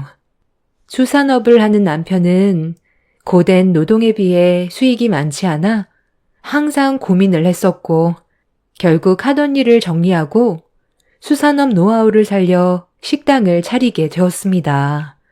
그래도 전에 했던 일들이 있어서 그런지 질 좋은 해산물은 어렵지 않게 얻을 수 있어서 맛 좋은 음식을 만들기 위해 많은 노력을 해왔었지만 음식 장사도 쉬운 건 아니라서 안정적인 수익을 가져오기에는 시간이 많이 필요해 보였습니다. 그러다 보니 명절 선물이 부담으로 다가올 수밖에 없었어요. 남편이 경제적으로 부담을 느끼고 힘들어하는 모습을 보고 싶지 않아 시모에게 전화를 걸어 저희 집안 사정을 얘기했어요. 그런데 제가 예상했던 거와 다른 답변을 듣게 되었습니다. 명절 얼마나 남았다고? 선물을 주기 힘들 것 같다는 말을 하는 거니? 매번 있는 것도 아니고 1년에 2번 있는 거 항상 손꼽아 기다리고 있었는데 갑자기 그런 말을 하면 내 기분이 어떻겠어? 얼마나 사정이 힘들다고 선물 하나 해줄 수 없다는 말이 나와? 너는 내가 실망할 거라는 건 생각 안 해봤니? 어머님, 제가 오죽하면 이런 말씀을 드리겠어요. 요즘 식당에 손님이 없어서 제가 받는 월급으로 겨우 생활비 충당하고 있어요. 식당 자리 잡는데 좀 더 시간이 필요해 보여서 그때까지만 기다려 달라는 거예요. 그래도 좀 여유 있는 서방님이랑 동서가 어머님 선물 좋은 걸로 하나 해줄 테니 이번에 저희가 좋은 거 못 드려도 크게 서운해 마세요. 저희 자리 잡히면 더 좋은 걸로 해드릴게요. 너, 내가 몇 달 전부터 명품 가방 가지고 싶다고 입에 달고 살았던 거 알면서 어떻게 그럴 수 있니? 원하는 거 해줄 테니 걱정하지 말라고 했으면서 약속은 지켜야 되는 거 아니야? 이럴 거였으면 처음부터 아예 선물 주기 힘들다고 말을 하던가. 나는 이번 명절 선물만 못 빠지게 기다리고 있어서 절대 양보할 수 없으니 무조건 내가 원하는 걸로 준비해 주거라. 얼마 전부터 내가 선물 잘 준비되어 가고 있냐는 말에 반응이 미적지근하더구만. 이런 사정이 있어서 쉽게 말을 꺼내지 못했던 거구만. 어머님, 지금 그이가 하는 식당 계속 어려워지면 폐업까지 해야 돼요. 식당 차리면서 대출도 받았는데 하루에 손님이 10손가락에 꼽힐 정도예요. 비추천 메뉴라서 그런 건지 아니면 음식이 입맛에 안 맞아서 그런 건지 저희도 지금 원인을 찾아가고 있어서 시간이 많이 필요해요. 그러니 너무 서운해 마시고 좋게 기다려주세요. 제가 힘들게 집안 사정에 대해 솔직하게 얘기하면서 시모한테 명절 선물은 다음에 드리겠다고 했는데 제 말을 딱 잘라버렸어요. 무조건 시모가 원하는 선물을 받길 원하고 있었습니다. 자식이 힘든 상황이고 집안이 무너지게 생겼다고 사정을 하는데도 시모는 심각하게 받아들이지 않길래 저는 너무 큰 실망을 하게 되었고 너무 당연하게 생각하는 모습에 선물은커녕 명절날 시댁도 가고 싶지 않았습니다. 그래서 저녁에 남편이 식당 일을 끝내고 집으로 들어왔을 때 시모와 전화 통화한 거에 대해 얘기했어요. 남편도 상황이 어려워진 만큼 명절 선물은 힘들 것 같으니 나중에 남편이 따로 전화해서 추가적으로 상황 설명을 해주겠다며 대화를 풀어나가고 있었는데 남편의 핸드폰에 시모의 전화번호가 떴어요. 어느 정도 예상하면서 전화를 받았는데 역시나 시모는 남편한테 불만을 털어놓고 있었습니다. 저와 좀 전에 전화통화로 나눴던 대화가 마음에 들지 않았다면서 다가올 명절날 어떻게 할 거냐며 화를 냈습니다. 내가 맨날 바라는 것도 아니고 명절날 너희들이 주는 선물로 그동안 너희 아버지 세상 떠난 거 위로받을 수 있는 시간들이라 그래도 어느 정도 기대하고 있었는데 상황이 힘들다고 엄마까지 배제시키는 건 너무한 거 아니니? 내가 그동안 너를 어떻게 키웠는데 그깟 선물 하나 때문에 엄마의 마음을 후벼 파야겠어? 엄마, 그게 아니잖아요. 대충 설명 들었겠지만 지금 정말 힘들어요. 아들이 폐업하게 생겼다는데 엄마는 저보다 선물이 더 중요해요? 너희 아버지 세상 떠나고 나서 내가 지금까지 버틸 수 있었던 게 뭐 때문이었는데 너희가 주는 선물 하나에 만족하면서 살아왔었다. 그런데 그것마저 네가 해주기 힘들다니까 내 마음이 얼마나 공허하겠어. 돈이야 또다시 모으면 되는 거지만 엄마는 이번 명절 때 선물 하나 못 받으면 평생 상처로 남게 될 거다. 동생이랑 재수 씨가 준비해 줄 텐데 그걸로는 만족을 할 수가 없는 거예요. 저라고 엄마한테 선물 안 해드리고 싶겠어요. 저도 지금 상황이 너무 답답하다고요. 그리고 엄마가 아무리 고집 부린다 해도 지금은 원하는 대로 해드릴 수 없으니 선물 얘긴 그만하세요. 선물은 원해서 드려야 선물이지. 강제로 조공바치듯이 하는 게 선물이에요. 여유 생겼을 때 챙겨 드릴게요.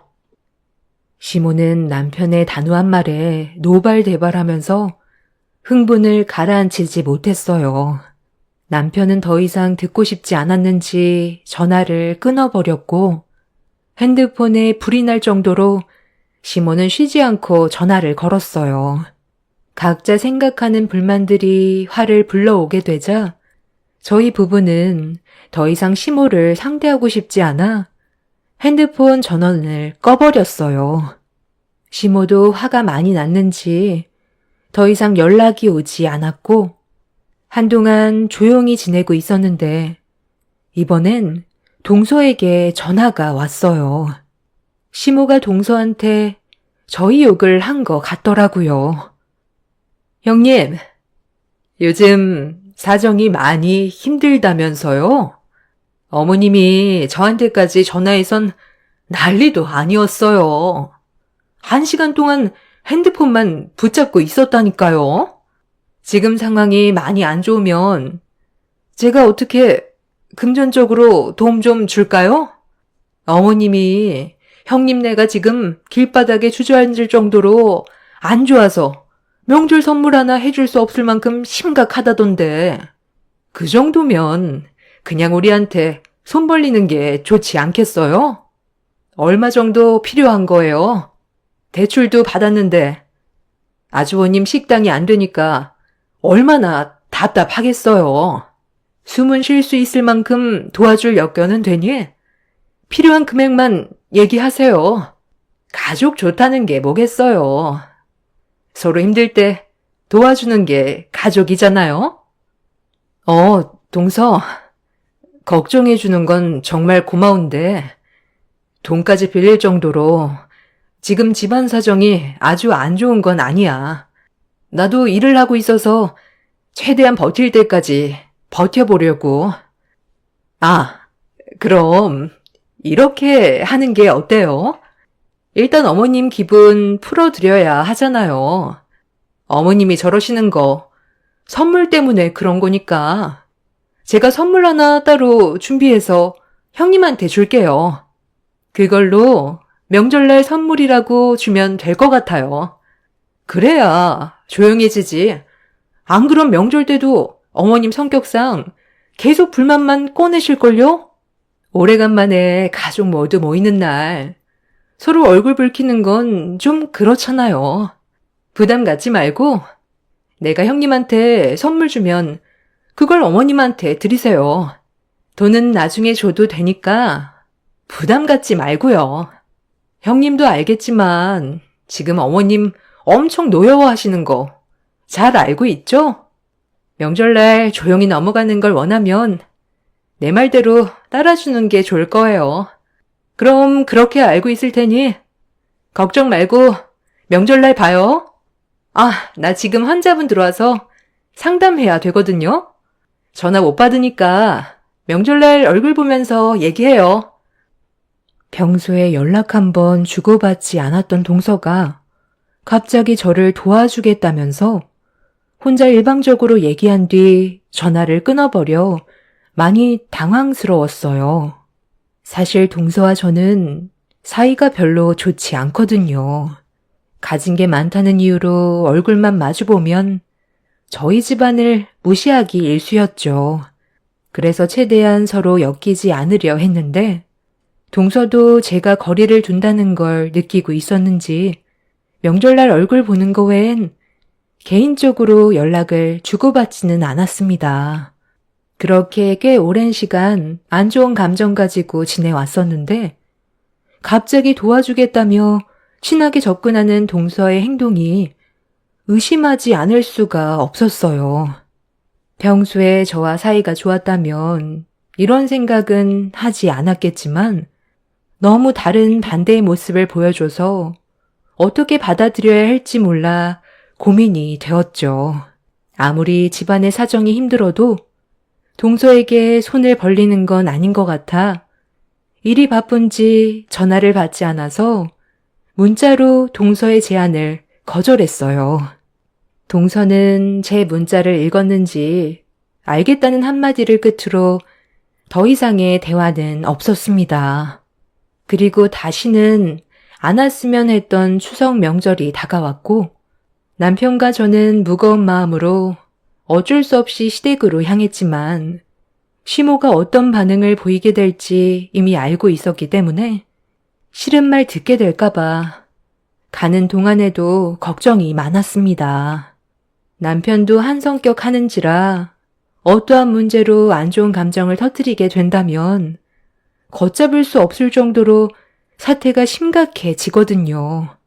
저는 그런 일만 없길 간절히 바라고 있었는데 시댁에 발을 들이자마자 남편을 본 시모가 뭐하러 왔냐면서 꼴도 보기 싫다고 상처되는 말들을 거침없이 뱉었어요. 남편은 그런 시모의 모습에 당황한 듯 할 말을 잃어 현관문 앞에 서 있는데 뒤에서 동서내외도 막 도착해선 목소리를 높이는 시모에게 말을 붙였습니다.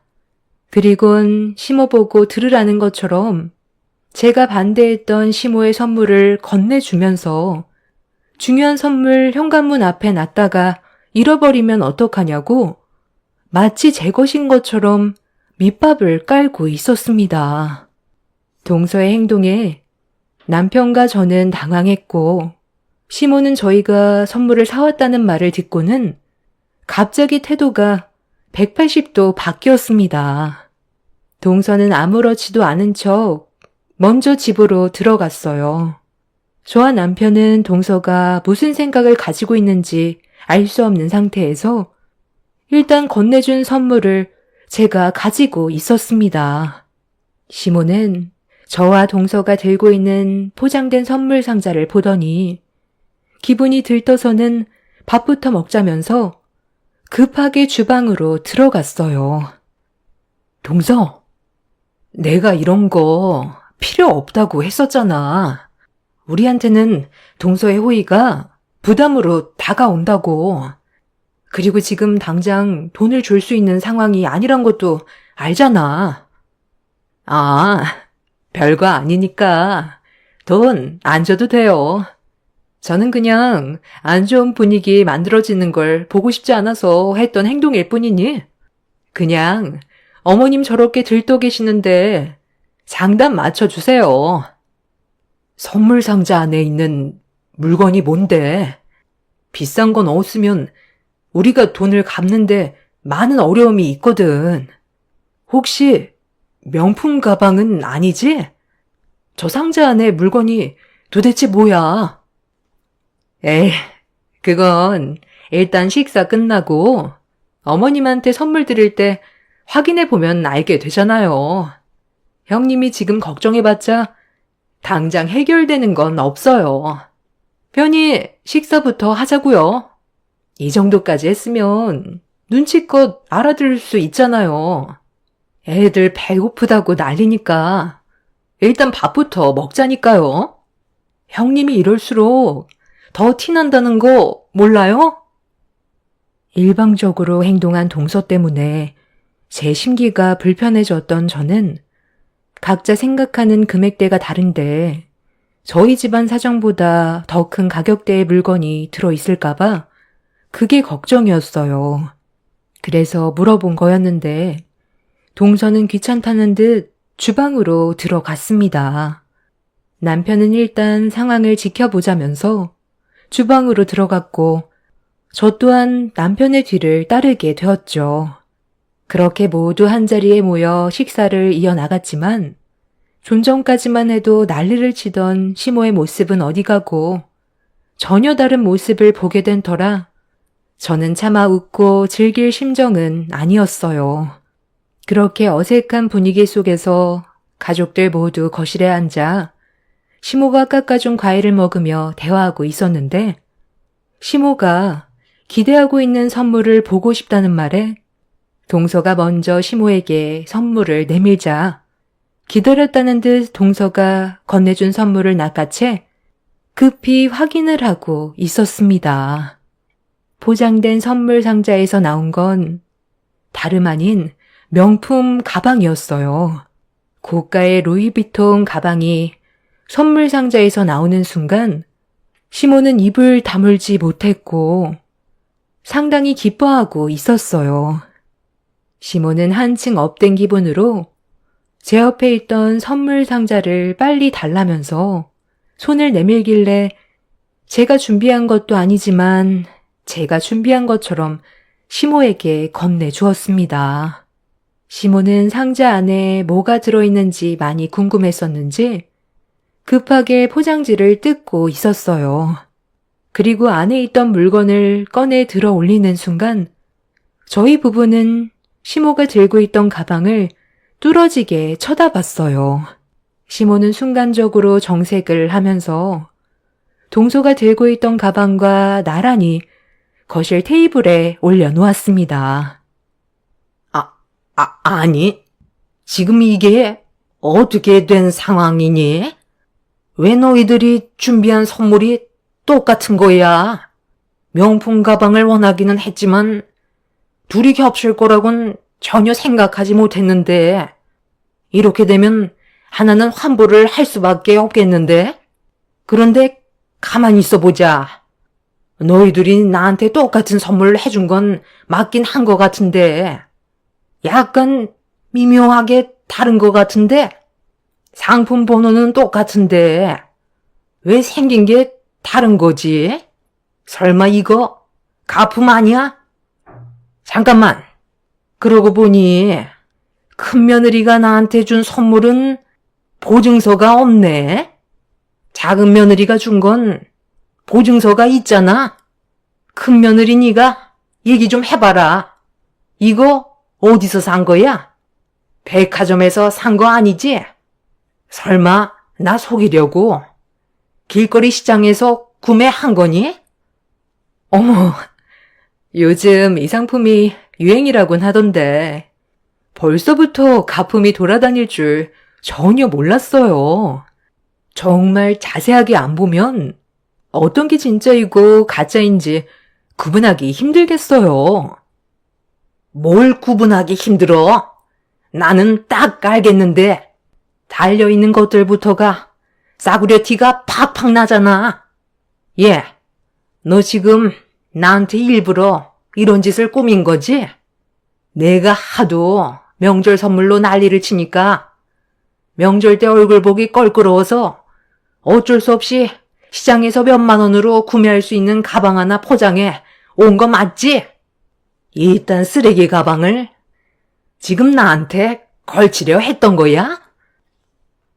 어머님, 그게요. 지금 약간 오해가 있는 것 같은데 제가 다 설명드릴게요. 얼마 전에 동서와 잠깐 전화통화를 한 적이 있었어요. 그런데 그때 동서가 형님, 지금 저한테 탓을 돌리려는 거예요?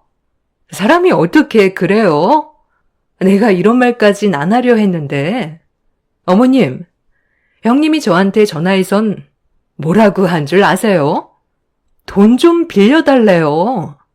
가진 게 하나도 없는데 어머님이 선물 타령한다고 지긋지긋해 죽겠다면서 명절날 또 얼굴 붉히게 될 것 같아 걱정이라면서 어머님이 이 세상에서 차라리 사라졌으면 좋겠다고 했어요. 제가 그 말을 들었을 때 얼마나 놀라고 기분이 안 좋았는 줄 아세요? 선물 그거 하나 때문에 가족들끼리 얼굴 붉히면서 살아야겠냐고? 저한테 전화해선 어머님 험담하는데 그때 제 기분이 정말 말이 아니었다니까요. 형님이라서 표현도 못하고 제가 할 수 있는 말이 네네 밖에 없었어요. 그러니까 지금 나 바보 취급했다는 거잖아. 내 앞에서는 엄청 힘들다고 죽는 소리 하더니만 뒤에서 나를 험담해? 큰 며느리가 돼가지고 작은 애한테 본이 되는 모습을 보여주기는커녕 나를 인간 쓰레기로 몰아가? 너 그렇게 안 봤는데 아주 못돼 처먹었구나? 감히 내 앞에서 너 같은 수준의 가품을 디밀어? 시모는 제 말을 조금도 들으려 하지 않고 그 자리에서 가방을 마구마구 찢어 버렸어요. 남편도 시모의 행동에 많이 놀랐는지 뭐 하는 짓이냐고 화를 냈지만 이미 시모는 제정신이 아닌 듯 했어요. 그렇게 사정없이 찢어버린 가방을 제 얼굴에 던져버리면서 평생 지울 수 없는 막말을 쏟아냈어요. 남편과 저는 이런 분위기에 더는 함께 있고 싶지 않아 자리에서 일어났습니다.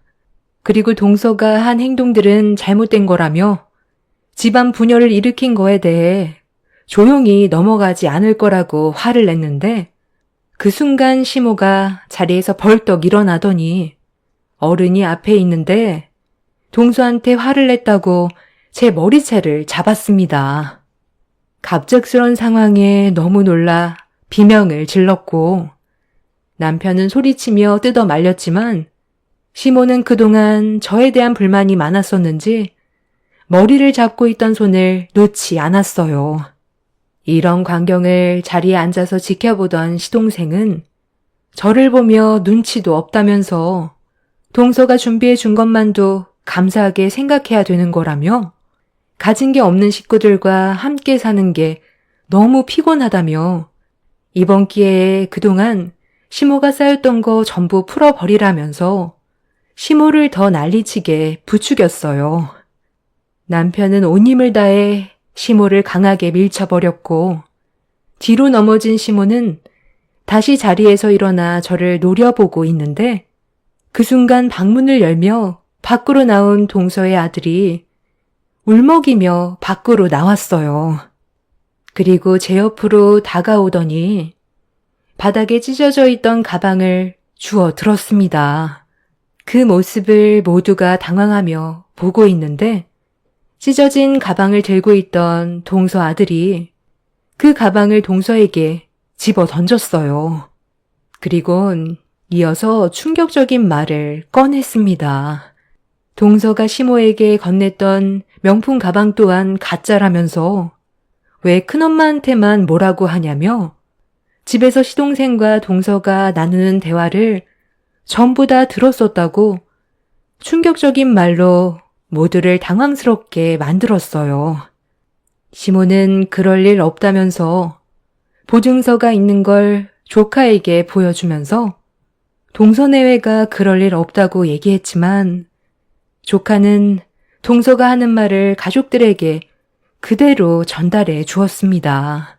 저에게 건네주었던 선물은 가품 중에서도 최하급이었고 동서가 시모에게 주었던 가방은 가품 중에서도 최상급으로 보증서까지 비슷하게 만든 제품이었습니다. 그리고 지금까지 시모에게 선물해줬던 모든 물건들이 전부 진품이 아닌 가품이었다는 걸 조카가 전부 털어놓으면서 큰엄마한테만 왜 뭐라 하냐고 집이 떠나가라 호통을 치기 시작했어요. 싸우는 거 보고 싶지 않다면서 눈물을 흘리고 있길래 저는 조카를 진정시켜 주었습니다. 시모는 그 자리에서 털썩 주저앉았고 동서는 말까지 더듬더니 횡설수설하고 있었는데 분노한 시모가 테이블 위에 올려져 있던 가방을 들어 냅다 던져버렸고 그동안 속고 살았다는 거에 엄청난 배신감을 느끼게 되었는지 다 필요 없다면서 전부 다 나가라고 소리를 질렀습니다. 시모가 분노하는 모습을 보게 된 시동생은 자리에서 벌떡 일어나더니 결국 이런 상황까지 오게 될 줄 알았다면서 동서에게 분노했고 시동생 내외는 그 자리에서 서로 언성을 높이면서 싸우기 시작했어요. 시동생은 벌만큼 벌고 있기 때문에 제대로 된 선물을 해주고 싶어 했지만 동서가 그걸 원하지 않았습니다. 늙은이가 무슨 명품이냐고 막말까지 섞어가면서 저보다 더 큰 불만을 가지고 있었어요.